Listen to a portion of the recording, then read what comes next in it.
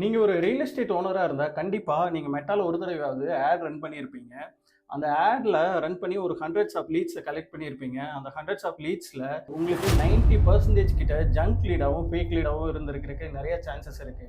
நாங்க எங்களோட real estate கஸ்டமருக்கு அந்த ஜங்க் லீட் இல்லாம, பிளஸ் வந்து அவங்களுக்கு எப்படி குவாலிட்டியாவும், டைம் சேவ் பண்ணி ஹாட் லீட மட்டும் எப்படி செக்ரிகேட் பண்ணி குடுக்குறோம் அப்படிங்கிறத இந்த வீடியோல டீட்டெயிலா பார்க்கலாம். Myself Ramana from RLP solutions. Meta ஆட்ஸ்ல 90% of fake lead and junk lead வரதுக்கு மெயின் ரீசன் என்னவா இருக்கலாம் அப்படின்னா, பையர் பர்சோனா சரியா பிளான் பண்ணாம ப்ராடா கேம்பெயின் ரன் பண்றதா இருக்கலாம். ஒன்று. இன்னொன்று வந்து டிலே ஃபாலோ.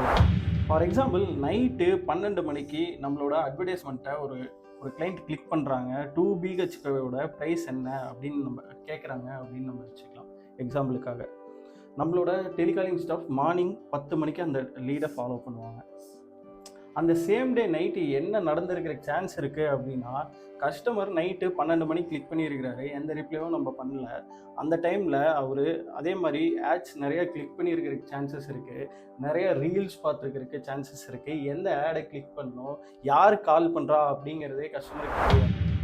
ஸோ அந்த லீடு வந்து குவாலிட்டி இல்லாமல் தான் இருக்கும். இதை எப்படி ஃபில்டர் பண்ணலாம் அப்படின்னா, நம்ம ஒரு வாட்ஸ்அப் ஆட்டோமேஷன் இம்ப்ளிமெண்டேஷன் பண்ணிட்டோம் அப்படின்னா, நைட்டு 12 மணிக்கு கஸ்டமர் 2 பிஹெச்கேவோட ரேட் கேட்டு ஆடை கிளிக் பண்ணும்போதே அவருக்கு நம்மளோட ரேட் என்ன அப்படிங்கிறத அனுப்ப முடியும். நெக்ஸ்ட்டு அவருக்கு ஒரு லிங்க் அனுப்பி, இந்த லிங்க்கு கிளிக் பண்ணால் நீங்கள் ப்ரௌச்சர்ஸை இல்லை சைட் டீட்டெயில்ஸை பார்த்துக்கலாம் அப்படின்னு சொல்லி ஒரு லிங்க் அனுப்ப முடியும்.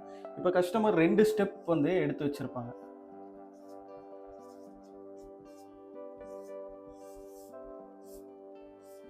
அவங்க ஜஸ்ட்டு கிளிக் பண்ணிட்டு போகிறவங்களா இருந்தால் அந்த ஸ்டெப் எடுத்து வைக்க மாட்டாங்க. ஸோ 2 ஸ்டெப் எடுத்து வச்சுருக்காங்க அப்படின்னா அவங்க ஆட்டோமேட்டிக்காக வார்ம் லீடுக்குள்ளே வந்துடுவாங்க.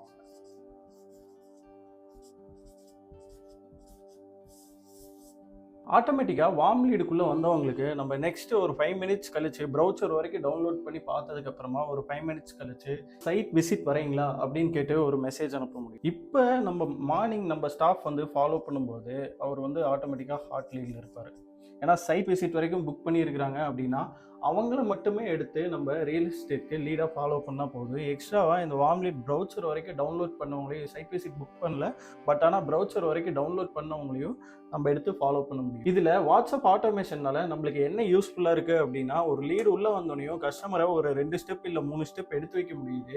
எடுத்து வைக்கும்போது கஸ்டமரும் நம்மளை மறக்காமல் இருப்பாங்க. இன்னொரு விஷயம் என்ன நடக்கும் அப்படின்னா, நம்மளுக்கு டைம் நிறையா சேவ் ஆகும்.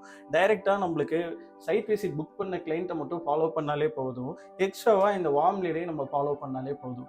மித்த லீட்ஸ் எதுவுமே ஃபாலோ பண்ண வேண்டிய அவசியமே இருக்காது. இதில் குறிப்பாக மெயினாக இன்னொரு விஷயத்தை பார்க்க வேண்டியது இருக்குது. இப்போ நம்மகிட்ட ரெகுலராக வந்து சைட் விசிட் வந்துட்டு போயிட்டு இருக்க கஸ்டமர் வேறு சைட்டுக்காக புக் பண்ணிவிட்டு ஏதோ ஒரு ரீசன்னால அவங்களால பர்ச்சேஸ் பண்ண முடியாமல் போச்சு அப்படின்னா, நம்ம மெட்டா ஆட்ஸ் ரன் பண்ணாமையே பழைய ஓல்டு கஸ்டமர் டேட்டா வச்சு அவங்களுக்கு டைரெக்டாக மெசேஜ் அனுப்ப முடியும், நம்ம சைட் டீட்டெயில்ஸையும் அனுப்ப முடியும். இவ்வளோ நேரம் நம்ம வாட்ஸ்அப் ஆட்டோமேஷனை மெட்டா ஆட்ஸோட எப்படி யூஸ் பண்ணி ஹாட் லீட்ஸ் மட்டும் நேரோ டவுன் பண்ணி எடுக்கலாம், அதுக்கப்புறமா டைம் எப்படி சேவ் பண்ணலாம் அப்படிங்கிறத பற்றி டீட்டெயிலாக பார்த்தோம்.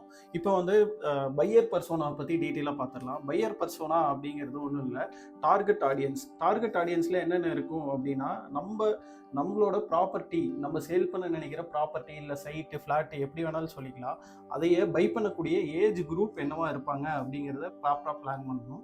அதுக்கப்புறமா அவங்களோட ப்ரொஃபஷ்னல் என்னவா இருக்கும், என்ன ப்ரொஃபஷ்னலில் இருக்கிறவங்களுக்காக அந்த சைட்டு செட் ஆகும் இல்லை அந்த ப்ராப்பர்ட்டி செட் ஆகும் அப்படிங்கிறத பிளான் பண்ணணும். என்ன இன்கம் இருக்கிறவங்க அந்த ப்ராப்பர்ட்டியை அஃபோர்ட் பண்ண முடியும் அப்படிங்கிறத பிளான் பண்ணணும். நெக்ஸ்ட் வந்து மார்க்கெட்டிங் பட்ஜெட்.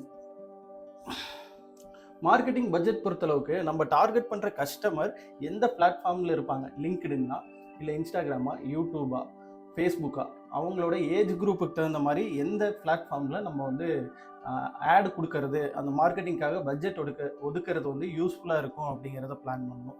தேர்ட் ஒன் வந்து பெயின் பாயிண்ட். பெயின் பாயிண்ட் ஆக்சுவலாக ஒரு ப்ராப்பர்ட்டி பை பண்ண வராங்க அப்படின்னா அவங்களுக்கு நிறைய பெயின் பாயிண்ட்ஸ் இருக்கும். வேறு இடத்துல ஒரு பேட் எக்ஸ்பீரியன்ஸ் இருக்கலாம், இல்லை வந்து டாக்குமெண்டேஷன்லாம் கரெக்டாக இருக்குமா, ஃப்யூச்சரில் ஏதாவது இஷ்யூஸ் வருமா, எல்லா அப்ரூவல்ஸும் கரெக்டாக எடுத்திருக்காங்களா அப்படிங்கிற மாதிரி கொஞ்சம் பயத்தோடு இருப்பாங்க. அந்த பயத்தை அனலைஸ் பண்ணி அந்த பெயின் பாயிண்ட்டை ரிமூவ் பண்ணுறது தான் தேர்ட் ஒன். ஃபோர்த் ஒன் வந்து ரைட் கண்டென்ட் அண்ட் கம்யூனிகேஷன். இப்போது ரைட் கண்டென்ட் அப்படின்னா நம்ம செலக்ட் பண்ணுற ஏஜ் குரூப் ப்ரொஃபஷனல்ஸ் எந்த மாதிரி கண்டென்ட்டை கன்சியூம் பண்ணுவாங்க, அதில் நம்ம ப்ராப்பராக அட்வர்டைஸ்மெண்ட் கொடுக்குறோமா, ஒன்று போஸ்டர்ஸ் படிக்கிற மாதிரி இருப்பாங்க, இல்லை பிளாக்ஸ் படிக்கிற மாதிரி இருப்பாங்க, இல்லை வீடியோ கன்சியூம் பண்ணுறவங்களா இருப்பாங்களா அப்படிங்கிறத அனலைஸ் பண்ணி அவங்களுக்கு தகுந்த மாதிரி கம்யூனிகேஷன் பண்ணுறது தான் ரைட் கண்டென்ட் அண்ட் கம்யூனிகேஷன். இப்போது பையர் பர்சோனாவை பொறுத்தளவுக்கு ஒரு காம்பஸ் மாதிரி ஒரு வட்டத்துக்குள்ளே அடக்கிடலாம். இவங்கள தான் டார்கெட் பண்ணுறோம், இந்த ஏஜ் குரூப், இந்த ப்ரொஃபஷனல் ஒர்க் பண்ணுறவங்க, அவங்களுக்கு இந்த கண்டென்ட் செட் ஆகும் அப்படிங்கிறத ஒரு ரவுண்டுக்குள்ளே நம்ம கொண்டு வந்துடலாம், ஒரு வட்டத்துக்குள்ளே அடக்கிடலாம். ஸோ நாங்கள் இந்த ஸ்ட்ராட்டஜியை யூஸ் பண்ணி தான் எங்களோட ரியல் எஸ்டேட் கிளைண்ட்ஸுக்கு நல்ல ரிசல்ட் கொடுத்துட்ருக்கோம். இதே மாதிரி யூஸ்ஃபுல்லான வீடியோக்கு நம்ம சேனலை சப்ஸ்கிரைப் பண்ணி ஃபாலோ பண்ணிக்கிங்க. தேங்க்யூ ஃபார் வாட்சிங். இந்த வீடியோ பற்றி உங்களோட கமெண்ட்ஸ் என்ன அப்படிங்கிறத கமெண்ட் செஷனில் அப்டேட் பண்ணுங்கள். என்னோடய வீடியோ அப்கிரேட் பண்ணுறக்கும் உங்களோட ரெக்யர்மெண்ட்டுக்கு தகுந்த மாதிரி ஆன்சர் பண்ணுறக்கும் எனக்கு ஈஸியாக இருக்கும்.